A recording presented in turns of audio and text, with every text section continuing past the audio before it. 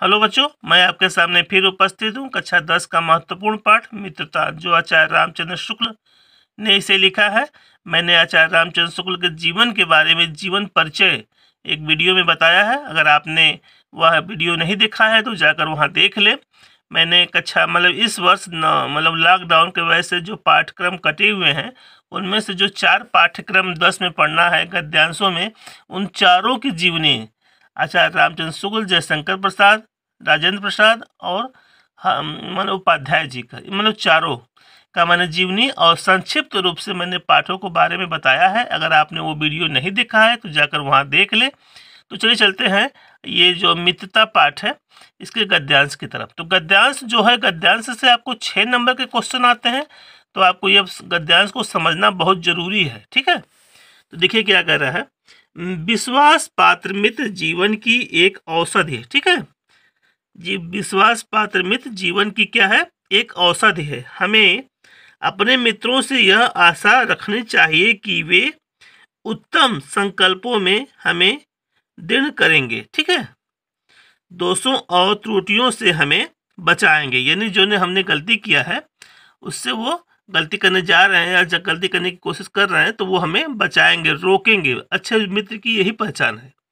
हमारे सत्य, पवित्रता और मर्यादा के प्रेम को पुष्ट करेंगे। ठीक, जब हम कुमार्ग पर पैर रखेंगे तब वे हमें सचेत करेंगे, यानी जब हम बुरे मार्ग पर चलने लगेंगे तो अच्छे मित्रों की पहचान यही है बाबू, कि वह अगर गलत मार्ग पर हम चल रहे हैं तो वो हमें रोकेंगे। ठीक है, जब हम हतोत्साहित होंगे तब हमें उत्साहित करेंगे। जब हम निराश हो जाएंगे, उदास हो जाएंगे, तो हमें तो क्या करेंगे, उत्साह बढ़ाएंगे हमारा। सारांश यह है कि वे हमें उत्तमता पूर्वक जीवन निर्वाह करने में हर तरह से सहायता देंगे।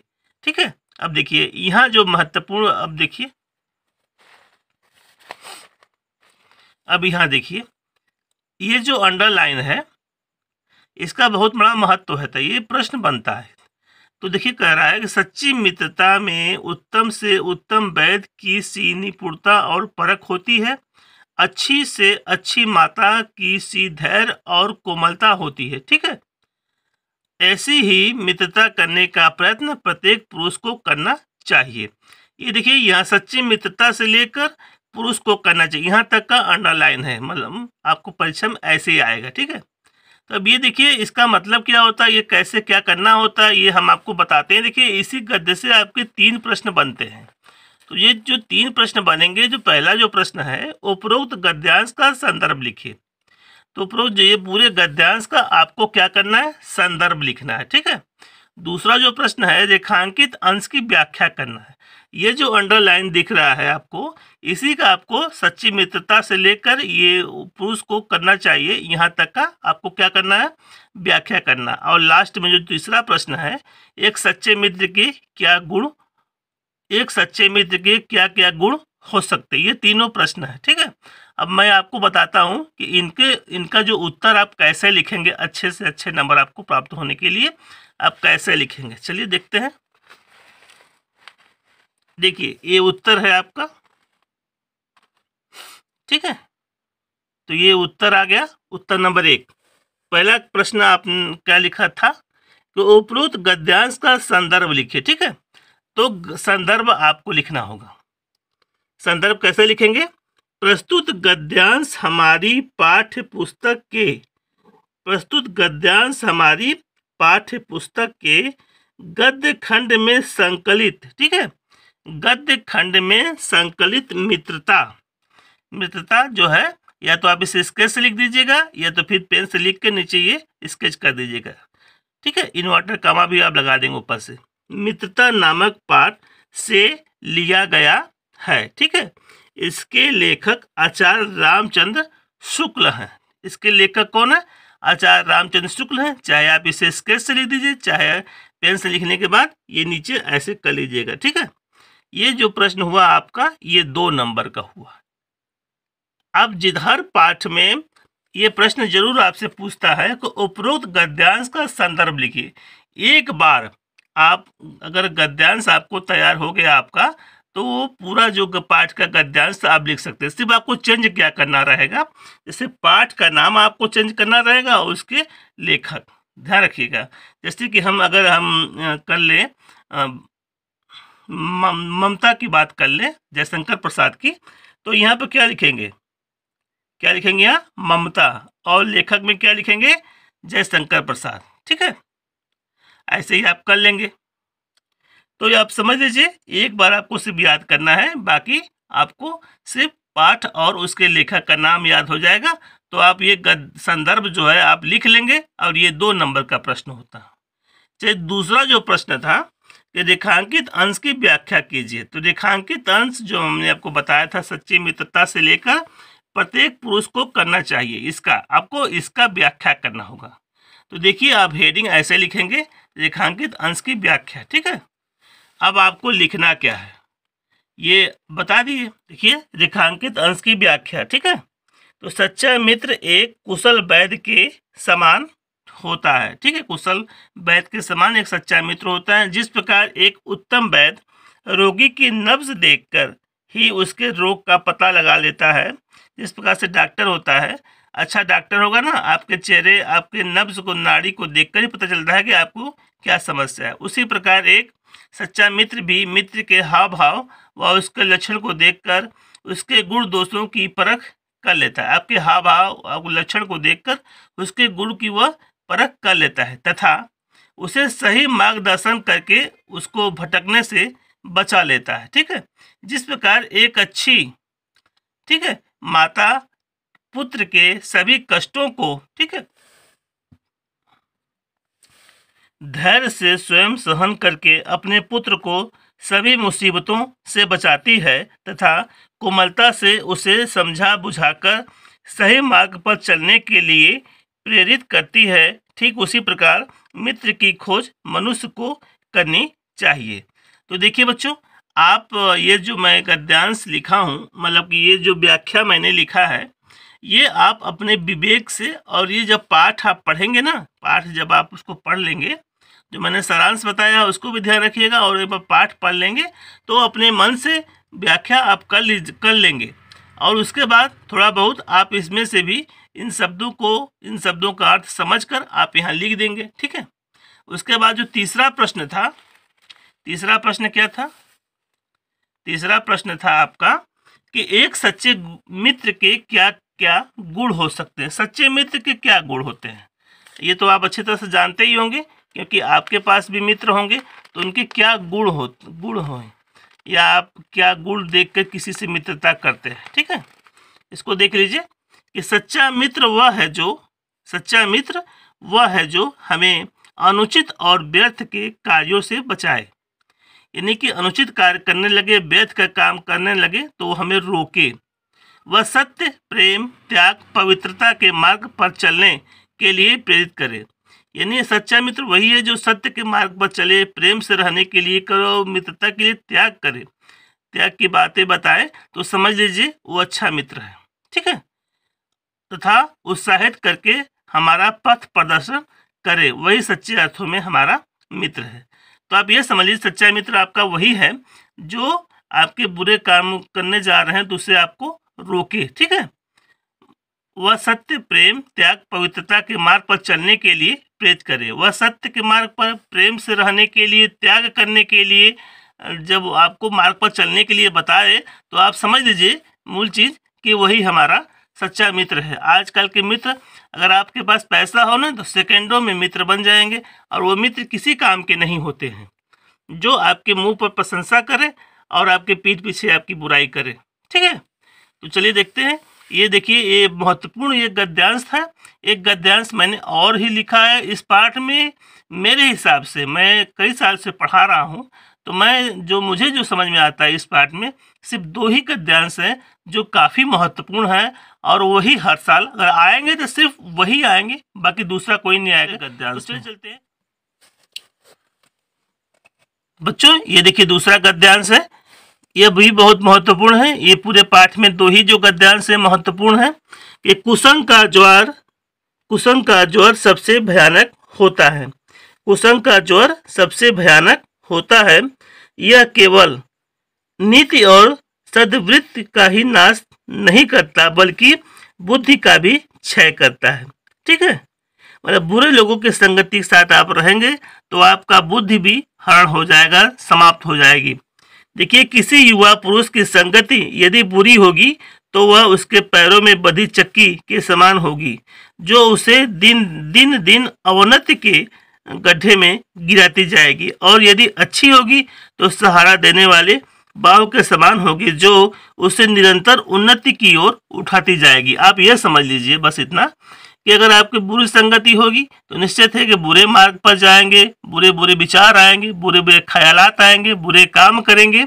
अगर अच्छे दोस्त आपके पास होंगे तो निश्चित है कि वो आपके बुरे काम को, जब आप बुरे काम करने जाएंगे तो वो आपको रोकेंगे। ठीक है, तो ये देखिए बहुत ही महत्वपूर्ण ये है, ये दोनों। ठीक है, विश्वास पात्र मित्र और ये कुसंग का ज्वार, सबसे कुसंग माने बुरा संगत। ठीक है, अब देखिए इससे 3 प्रश्न है, इसको भी देख लीजिए।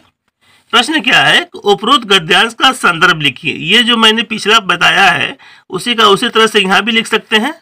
ठीक है ना, उसी तरह से आप यहाँ भी लिख दीजिएगा।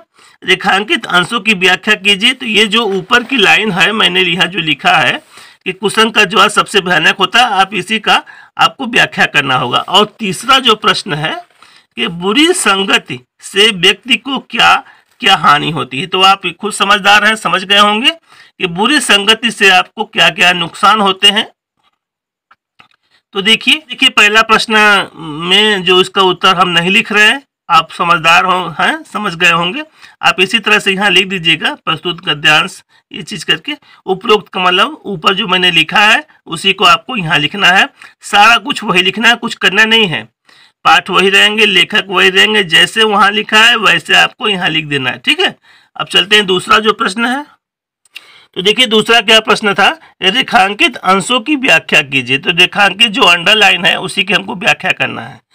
तो देखिए क्या कर रहा है, आचार्य शुक्ल जी कहते हैं कि, ये आप लिख दीजिएगा रेखांकित अंश की व्याख्या में, ये जरूर आप लिखिएगा कि आचार्य रामचंद्र शुक्ल जी कहते हैं कि।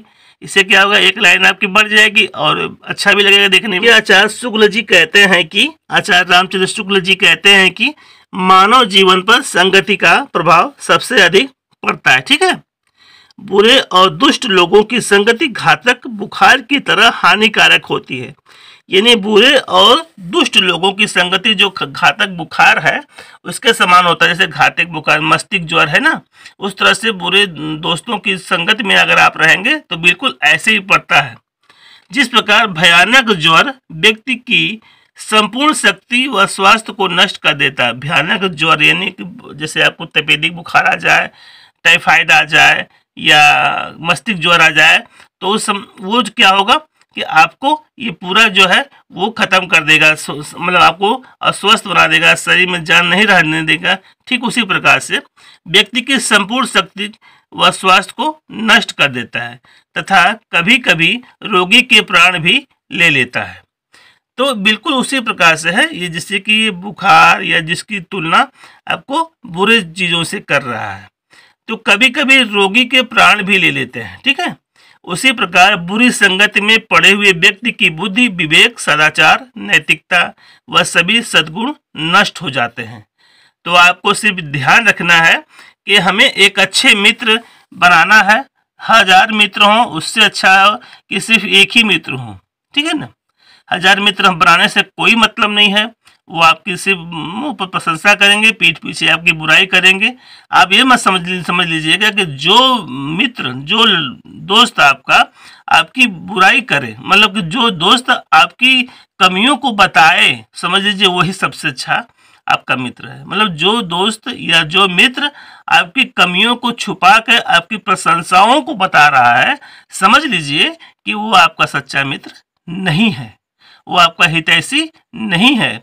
आप उनसे अपनी कमियां बताइए, मतलब कमियां जानिए, तभी आपके अंदर उन कमियों को आप दूर करेंगे और आपके अंदर और निखार बनाएगा। तो आप ऐसे दोस्त बनाइए जो एक इतिहास बनाए। जैसे कृष्ण और सुदामा की दोस्ती ले लीजिए, और राम और किसका लिखेंगे, भविष्य की दोस्ती ले लीजिए। ठीक है, और कह लीजिए महाभारत में आइए तो कर्ण और दुर्योधन की दोस्ती लीजिए। बिल्कुल ऐसे दोस्ती करिए। ठीक है, तो नहीं तो फिर अगर आप अच्छे दोस्त नहीं रखेंगे तो निश्चित है कि वक्त आने पर वो आपको दगा देंगे। जैसे कि आपको याद होगा कि दो दोस्त कहीं जा रहे थे जंगल में और अचानक भालू आ गया।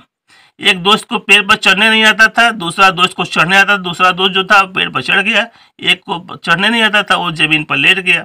भालू आया, उसका क्या हुआ, उसको देखा, क्योंकि भालू जो है मरे हुए चीज़ों को नहीं खाता। उसको इधर उधर देखा तो उसके जान था ही नहीं कि वो सांस रोक कर सोया हुआ था। दूसरा ऊपर से जो देख रहा था, भालू के चले जाने पर वो नीचे उतरा और उससे कहा कि मित्र तुम्हारे कानों में वो क्या कह रहा था भालू। तब वह कहा कि वह मुझसे ये कह रहा था कि तुम ऐसे लोगों से दोस्ती बिल्कुल मत करो, ऐसे दोस्त तुम मत पालो जो बुरे वक्त में तुम्हारा साथ न दे। ठीक है, जो बुरे वक्त में तुम्हारा अगर साथ न दे तो ऐसे दोस्तों की दोस्ती से दूर रहो। तो आप समझ गए होंगे कि हमें अच्छे लोगों से दोस्ती करनी है। 1000 दोस्त हों, इससे अच्छा 1000 दोस्त होंगे तो आपको कोई मतलब नहीं होगा, क्योंकि वह क्या करेंगे, बुरे वक्तों में आपका साथ नहीं देंगे। और एक ही दोस्त हो जो आपके लिए बुरे वक्त में साथ दे तो समझिए वही आपके लिए बेहतर है। तो देखिए तीसरा जो प्रश्न था उसमें आपको कि बुरी संगति से व्यक्ति को क्या हानि होती है। बुरी संगति से हमें क्या हानि होती है, अब इस पर देखिए। तो बुरी संगति से निम्न प्रकार की हानियां होती हैं। बुरे लोगों की संगति में अगर आप रहेंगे तो बहुत हानियां होगी।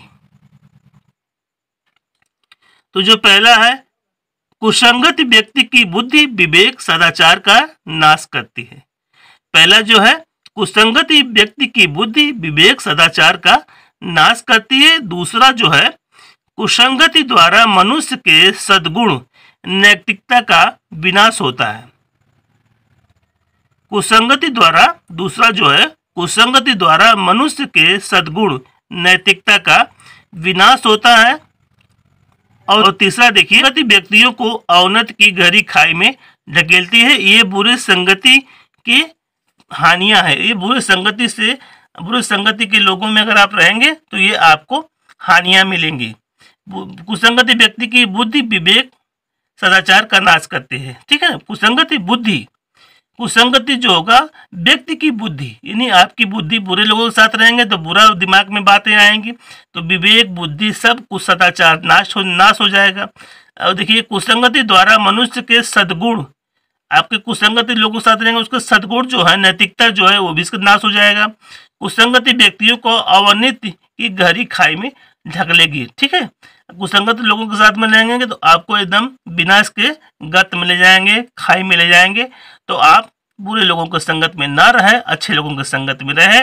आप मेरा यह वीडियो ध्यान से देखें और समझने का प्रयास करें। ठीक है, मैं इसी तरह से दूसरी भी वीडियो बनाता हूँ। अगला पाठ मैं पढ़ाऊंगा जयशंकर प्रसाद का ममता। अगर आप मेरे चैनल पहली बार तो चैनल को सब्सक्राइब करें और बेल आइकन बटन को दबा लें।